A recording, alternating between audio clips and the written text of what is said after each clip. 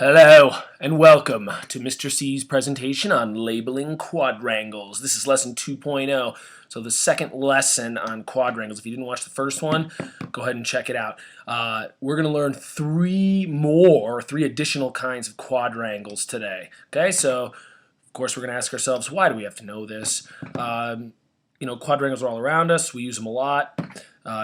Just like we explained before, most of the things that we make as human beings tend to be quadrangles, or we construct things with quadrangles a lot. And knowing the names of them helps us to go further in geometry. So let's go right into it. Quadrangle type number 4. All right, if you don't know the first 3, you're watching the wrong video.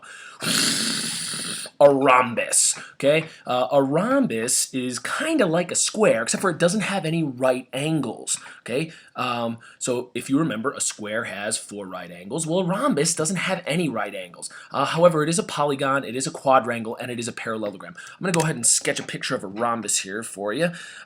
You might think of like a diamond. Okay, so if you've ever seen the shape. Oh man, that is terrible. We're going to start over with that. Okay, so if you ever have seen a diamond, then you have seen a rhombus. Okay, it's a little sloppy, but you can see these are not right angles. They're not perpendicular. However, we're going to pretend like all of the sides here, let's say, are 2 miles. Or let's say this is on a map, right?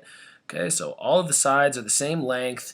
However, there's no right angles. I'll go ahead and draw another example. Let's see if I can make it a little straighter here. Let's do a big rhombus.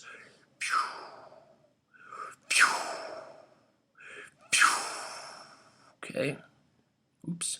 Okay, so look, there's a larger rhombus. Let's say this is a piece of fabric that you were cutting out so that you could make a design for something. All these sides are about the same length. In a rhombus, they're exactly the same length. I didn't measure them, so I don't know for sure, but none of these angles in here are right angles. Okay, these angles are actually obtuse angles, and these angles are acute angles. So these are smaller than right angles here, and these are larger than right angles here. Okay, so there we go. That is quadrangle type number 4. Let's go ahead and go on to quadrangle type number 5. What are we talking about here? Trapezoids. Okay, trapezoids are similar to parallelograms, except for that a trapezoid only has one set of parallel sides. So if you remember, in a parallelogram there was 2 sets. In a trapezoid there's only 1. So then there's 2 other lines that are not parallel to each other, nor are they parallel to anything else. So trapezoids tend to look kind of weird, but they have that one similarity. They all have one set of parallel lines. So a trapezoid is only a polygon, follows all the rules for a polygon, and of course it's a quadrangle. It has 4 angles in it and 4 sides. So let's take a look at some pictures of trapezoids. So I'm going to start out just by doing one set of parallel lines, because remember, all trapezoids have one set of parallel lines. Okay, there we go. These lines are running in the same direction, okay, both straight up and down, so therefore they are parallel to each other. If they went on forever, they would never touch, so they're parallel. So then we're going to connect these with 2 lines that are not parallel to each other. Okay, you see this line is running like in this direction, and this line's running in this direction, so eventually they would intersect like somewhere around here if they kept going. So these 2 lines are not parallel, but these 2 lines are parallel. So that's a trapezoid. Okay, if it were a parallelogram, you would have to make these 2 sets of lines parallel. I'm going to go ahead and do one more example here. Let's try one that runs straight this way. I'll try to make it not, oh, that was not super straight. Let's go ahead and go back. Let's make that nice and straight. And then let's do one of these, nice and straight. Okay, so here we go. Let's connect these. So here's our parallel line segments. And these 2 lines that I'm adding here, these 2 are not parallel. Okay, if they were to go on forever, they would intersect somewhere around here. Okay, so that's a trapezoid. One set of parallel lines and one set that's not. Moving right along. Quadrangle number 6. We're talking about, this is an interesting one. It's a kite. And guess what it looks like? It looks like a kite. So what does a kite have? Well, a kite has 2 sets of lines that are the same length. So it's got a longer set and a shorter set. So that means none of them are going to be parallel. And it has a certain shape. So you can have a trapezoid that has 2 sets of lines that are the same length. However, those two sets of lines generally are lined up differently than a kite. And I know I kind of stumbled around there, but you'll see it in a second. So a kite is only a polygon and a quadrangle. Let's go ahead and take a look at a kite. So kites, as you know, these two line segments are the same length here, and then there's two longer line segments that are the same length here. Okay, and you can kind of imagine, imagine that you're actually flying a kite here. Kites always have that string that go to here, and then whee, here's you down here. Yay, I'm flying my kite. Woohoo! Okay, you're flying a kite, and then a lot of times kites, let's do a colorful tail. A lot of times kites will have tails. Woo! So a kite has two sets of lines that are the same length. These two line segments here are the same length, and these two line segments down here are the same length. But none of them are parallel. So no parallel lines. Okay?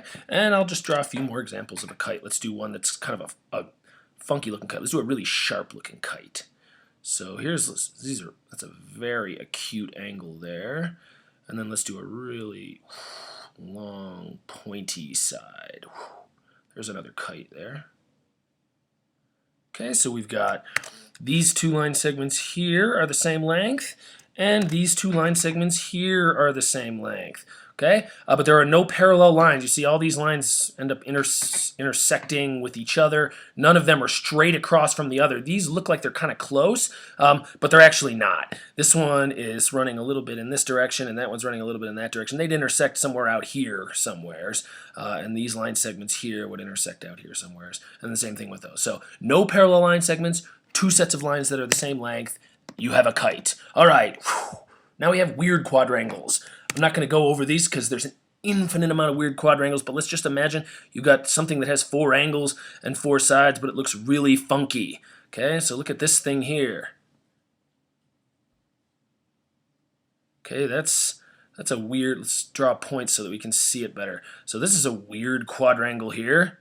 Okay, I know that's not the straightest line, but it looks funny. Here's one if you're familiar with Star Trek, you might know that. Ooh, the Federation badge. Okay, look at that quadrangle. We've got 1, 2, 3, 4 sides. 1, 2, 3, 4 angles, but it looks weird. So there's a whole bunch of different weird looking quadrangles that don't really have names, and they don't follow many of the rules that we talked about to be labeled one of the first 6. Okay, so kind of think of some weird ones that you might be able to come up with yourself. Maybe you can sketch a few.